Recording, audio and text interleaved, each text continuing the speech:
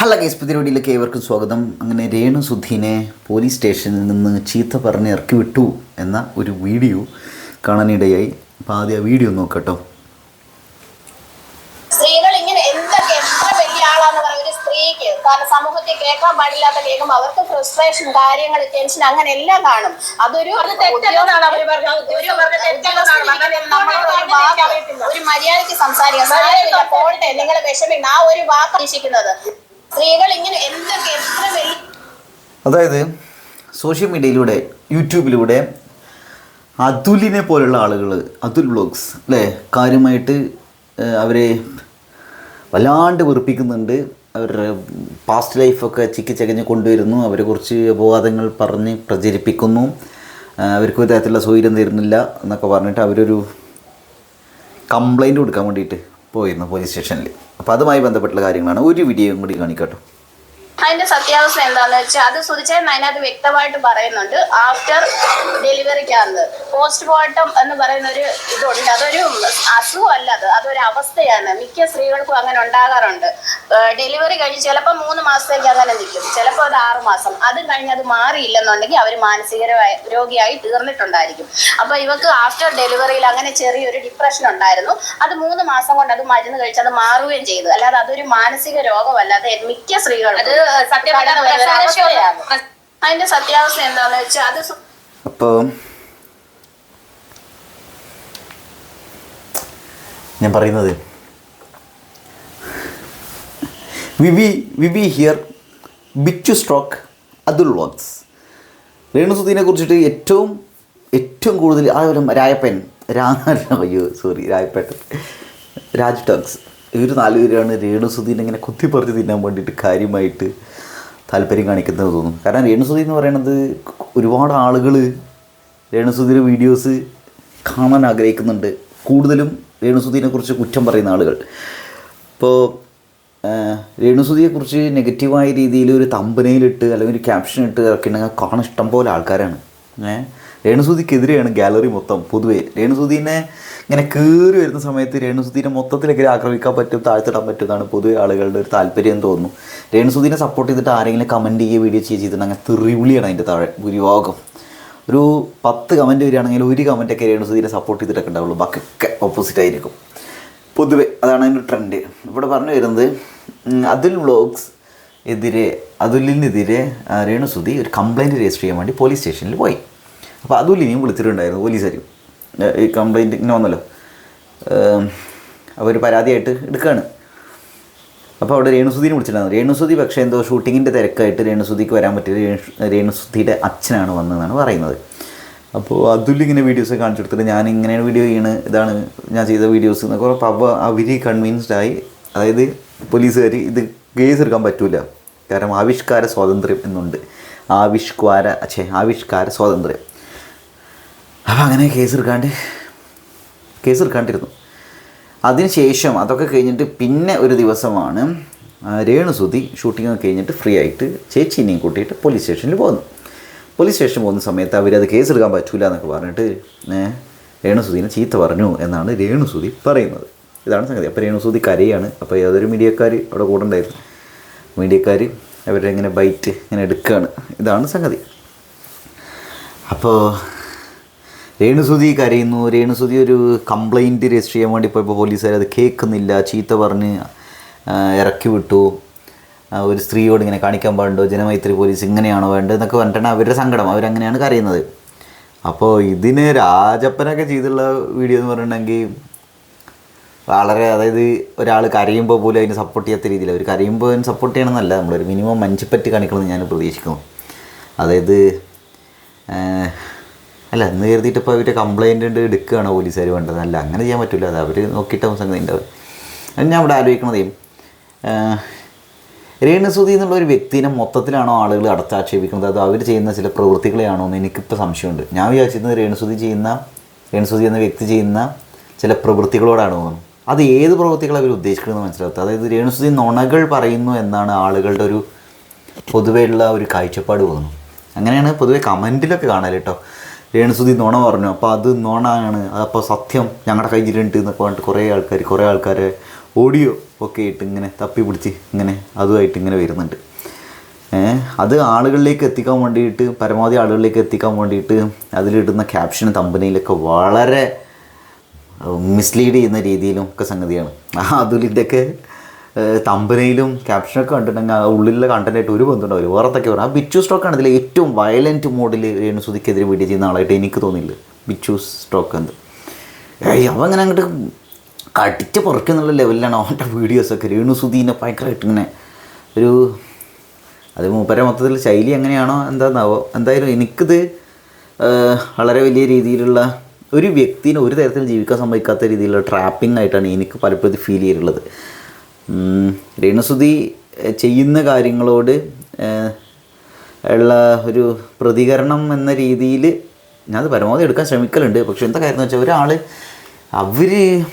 അവരൊരു എനിക്ക് പലപ്പോഴും അവർ ആളുകൾ വിചാരിക്കണം അവരൊരു സോഷ്യൽ മീഡിയ സ്റ്റാർ എന്നുള്ള ലെവലിൽ മറ്റുള്ളവർ കരുതുന്നുണ്ടെങ്കിലും അങ്ങനെയാണെങ്കിലും അവർ സാമ്പത്തികമായിട്ട് അത്ര വലിയ ഉന്നമനത്തിലേക്ക് എത്തിയെന്ന് എനിക്ക് തോന്നുന്നില്ല.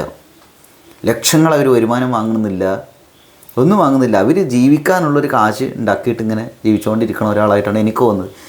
അപ്പോൾ അവർ എന്തോ ഇതിൽ പറഞ്ഞിട്ട് ആൾക്കാർ മൊത്തം അവരെങ്ങനെ നെഗറ്റീവായിട്ട് പറഞ്ഞുകൊണ്ടിരിക്കുക. അപ്പോൾ നെഗറ്റീവ് കേൾക്കുമ്പോൾ എനിക്ക് സന്തോഷമാകുന്നൊരു പറഞ്ഞ സാധനം, ഒരു സ്റ്റേറ്റ്മെൻറ്റ് ഇവരെ കൂടുതൽ ചൊടിപ്പിച്ചിട്ടുണ്ട് തോന്നുന്നു. പിന്നെ നെഗറ്റീവ് തന്നെയാണ്. അപ്പോൾ പൊതുവേ ആലോചിച്ചിട്ടുണ്ട്, സ്ത്രീക്കൊക്കെ ഒരു പ്രശ്നം വരുമ്പോൾ അത് സപ്പോർട്ട് ചെയ്യാൻ കുറേ ആൾക്കാർ വരുന്നു. ഇവിടെ രേണുസുധിയുടെ കാര്യത്തിൽ അങ്ങനെ എനിക്ക് തോന്നിയിട്ടില്ല കേട്ടോ. രേണുസുധി അവരുടെ ജീവിതത്തിൽ ഒരു പ്രശ്നം പറയുമ്പോഴും കരയുന്ന സമയത്തും കണ്ണീരാണ്, അങ്ങനെയാണ് ഇങ്ങനെയാണെന്നൊക്കെ പൊതുവെ കമൻറ്റുകൾ വരില്ല. ഇതെന്തുകൊണ്ടങ്ങനെ സംഭവിക്കണമെന്ന് ഞാൻ ആലോചിക്കുന്നുണ്ട്. എനിക്ക് തോന്നുന്നത് രേണുസുധിയുടെ വസ്ത്രധാരണം കൊണ്ടോ, രേണുസുധി ഈ പറയുന്ന പോലെ ഇത് ഒരു കല്യാണം മാത്രമേ കഴിച്ചിട്ടുള്ളൂ എന്ന് പറഞ്ഞതൊക്കെയാണോ ആളുകളുടെ ഈ പ്രശ്നം തോന്നുന്നു? അതോ രേണുസുധി ഒരുപാട് റിലേഷൻഷിപ്പുള്ള ഒരു മോശക്കാരിയാണെന്ന് സ്ഥാപിച്ചെടുക്കാൻ പറ്റാത്തതിൻ്റെ ഫ്രസ്ട്രേഷൻ കൊണ്ടാണോ രേണുസുധീനെ ആൾക്കാർ സപ്പോർട്ട് ചെയ്യാത്തതെന്നൊക്കെയാണ് തോന്നണത്.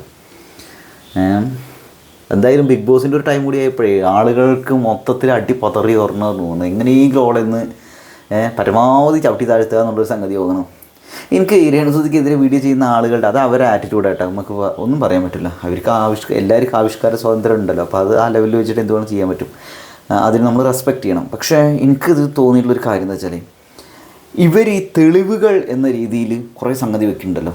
തെളിവുകൾ എന്നൊക്കെ പറഞ്ഞിട്ട് മറ്റൊരാളുടെ വോയിസ് കിട്ടിയിട്ടുണ്ട്, അങ്ങനെയാണ് ഇങ്ങനെയാണെന്നൊക്കെ പറഞ്ഞിട്ട്. അപ്പോൾ ഈ ഒരു സംഗതി എനിക്ക് തോന്നിയിട്ടുള്ളത്, ഒരാളുടെ വോയിസ് പുറത്തു വിടുമ്പോൾ അയാൾക്കൊരു ഐഡൻറ്റിറ്റി ഇല്ലേ, പേര് അല്ലെങ്കിൽ ഫേസ്, ഇന്ന സ്ഥലത്തുള്ള ആളാണെന്നൊക്കെ. അത് അങ്ങനെ പറഞ്ഞുകൊണ്ട് ഒരാൾ വരുമ്പോഴല്ലേ വിശ്വസിക്കാൻ പറ്റുള്ളൂ. ഞാൻ അങ്ങനെ വിശ്വസിക്കുള്ളൂ കേട്ടോ. അല്ലാണ്ട് ചുമ്മാ ഒരു വോയിസ് കേട്ടിട്ട് ഇങ്ങനെയാണെന്ന് എങ്ങനെ വിശ്വസിക്കാൻ പറ്റുക? ഇനിയിപ്പോൾ അഥവാ സപ്പോസ് അത് വിശ്വസിക്കാൻ നമ്മൾ ശ്രമിക്കുകയാണെന്ന് തന്നെ വിചാരിക്കുക. അപ്പോഴും വിഷയം എന്താ വെച്ചിട്ടുണ്ടെങ്കിൽ ഇതിൻ്റെ താഴെ വരുന്ന കമൻറ്റുകളിൽ ശ്രദ്ധിച്ചാൽ മനസ്സിലാവും. ചില കമൻറ്റുകൾ വരുന്നത് രേണുസുധിയുടെ നാട്ടുകാരി തന്നെയാണ് ഞാൻ ഇങ്ങനെയൊന്നും കേട്ടിട്ടില്ലല്ലോ, നിങ്ങൾക്ക് എവിടുന്ന ഈ വോയിസ് കിട്ടിയത്, ഇതിൽ എത്രമാത്രം സത്യാവസ്ഥ ഉണ്ട്, എന്തിനെങ്ങനെ തള്ളണേ എന്നൊക്കെ പറഞ്ഞിട്ട് കമൻറ്റുകൾ വരുന്നുണ്ടായിരിക്കും. പക്ഷെ അതൊന്നും ആൾക്കാർ ശ്രദ്ധിക്കില്ല. അപ്പോൾ എൻ്റെ ഡൗട്ട്, ഇവർ ഈ വോയിസ് ക്ലിപ്പായിട്ട് വരുന്നുണ്ടല്ലോ, ആ വോയിസ് ക്ലിപ്പ് നമ്മൾ വിശ്വസിക്കാൻ ശ്രമിക്കുകയാണെങ്കിൽ ഇപ്പോഴത്തുള്ള അവസ്ഥ എന്താണെന്ന് വെച്ചിട്ടുണ്ടെങ്കിൽ ഈ കമൻറ്റ് നമ്മൾ വിശ്വസിക്കണ്ടേ, ആ കമൻറ്റിലുള്ള പോയിന്റ് നമ്മൾ വിശ്വസിക്കണ്ടേ? അപ്പോൾ എനിക്കിത് ചുമ്മാ ഗോസിപ്പടിയായിട്ടാണ് പലപ്പോഴും തോന്നിയിട്ടുള്ളത്. അപ്പോൾ ഇത് പറയുക ഇങ്ങനെ, രാജപ്പനൊക്കെ എന്താ സന്തോഷം അറിയോ, രേണുസുധിയുടെ കരച്ചിൽ കാണാൻ വേണ്ടിയിട്ട് കാത്തിരിക്കുന്ന ഒരു മനുഷ്യരായിട്ടാണ് രായപ്പനൊക്കെ തോന്നിയത്.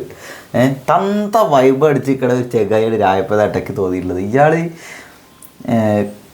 എന്താ ചെയ്യുക, എന്താ സന്തോഷം. രായപ്പ എപ്പോഴും പറയും രണാസൂന എന്നാണ്, രേണുസുധിയുടെ ആ പേര് എടുത്തിട്ട് പറയലില്ല. രണാസൂന എന്ന് പറയുക. പക്ഷെ എന്താ ചെയ്യുക, ഈ രായപ്പൻ്റെ വീട്ടിലെ ആളുകളോട് അല്ലെങ്കിൽ വേറെ ഇപ്പോൾ ഈ രേണുസുധിനെ കുറ്റം പറയുന്ന, അവരെ സ്ലട്ട് ഷെയിം ചെയ്യാൻ ശ്രമിക്കുന്ന, അവരെ അത്രയും നെഗറ്റീവായിട്ട് അവർ ഒതുക്കി കെട്ടാൻ ശ്രമിക്കുന്ന ആളുകളുടെ വീടുകളിൽ, അല്ലെങ്കിൽ അങ്ങനെ കമൻറ്റ് ചെയ്യുന്ന ആളുകളുടെ വീടുകളിലെ സ്ത്രീകളോട് മറ്റുള്ളവർ ഇതേപോലെ ഇങ്ങനെ ഇവരെ താഴ്ത്തി കെട്ടണ പോലെ അവർക്ക് കുറേ റിലേഷൻഷിപ്പ് ഉണ്ടായിരുന്നു, അത് സത്യങ്ങൾ പുറത്ത് പറയണം എന്നൊക്കെ പറഞ്ഞിട്ട് സോഷ്യൽ മീഡിയയിൽ ഇങ്ങനെ ആളുകൾ വീഡിയോ ചെയ്തിട്ടുണ്ടെങ്കിൽ അവരുടെ ഒരു ആറ്റിറ്റ്യൂഡ് എന്തായിരിക്കും, അവരുടെ ഫീലിങ്സ് എന്തായിരിക്കും, ഇമോഷൻസ് എന്തായിരിക്കും എന്ന് ഞാൻ പലപ്പോഴും ആലോചിക്കലുണ്ട്. നിങ്ങളൊന്ന് ആലോചിച്ച് നോക്കി, ഇവളുടെ മുമ്പത്തെ റിലേഷൻഷിപ്പിനെ കുറിച്ചിട്ട് എന്താണ് പറയാത്തത്, അങ്ങനെയൊക്കെ പറയുന്ന ആളുകളുടെ വീട്ടിലുള്ള ആളുകളെക്കുറിച്ച് അല്ലെങ്കിൽ നിങ്ങളെക്കുറിച്ച് ഇപ്പോൾ ഏതെങ്കിലും ഒരു യൂട്യൂബർ ഇങ്ങനെ വീഡിയോ ചെയ്തിട്ടുണ്ടെങ്കിൽ നിങ്ങളുടെ അവസ്ഥ എന്തായിരിക്കും? പിന്നെ നിങ്ങളുടെ പാസ്റ്റ് റിലേഷൻഷിപ്പുകളെ കുറിച്ചിട്ട് ഇങ്ങനെ ചോദിക്കുമ്പോൾ അത് ക്ലിയർ ആയിട്ട് ഉത്തരം പറയണം നിർബന്ധമുണ്ടോ? ഞാനത് പലപ്പോഴും പറഞ്ഞുള്ള കാര്യമാണ്. ഒരു ഫാമിലിയായിട്ട് ജീവിക്കുന്ന സമയത്ത് ചില പ്രൈവറ്റായിട്ടുള്ള കാര്യങ്ങൾ നമ്മളിങ്ങനെ ഹോൾഡ് ചെയ്ത് വെക്കേണ്ടി വരും. അതെല്ലാം ഇങ്ങനെ മുഖ്യധാരയിൽ ഇങ്ങനെ ഒരു പബ്ലിക് സ്പേസിൽ നിന്നിട്ട് പറയുമ്പോൾ അത് മറ്റുള്ളവരെ ബാധിക്കൂലേ? അച്ഛനെ, അമ്മേനെ, അതേപോലെ തന്നെ മക്കളെ, ഇവരൊക്കെ ബാധിക്കൂലേ? ചേച്ചിയുടെ കുട്ടികൾ.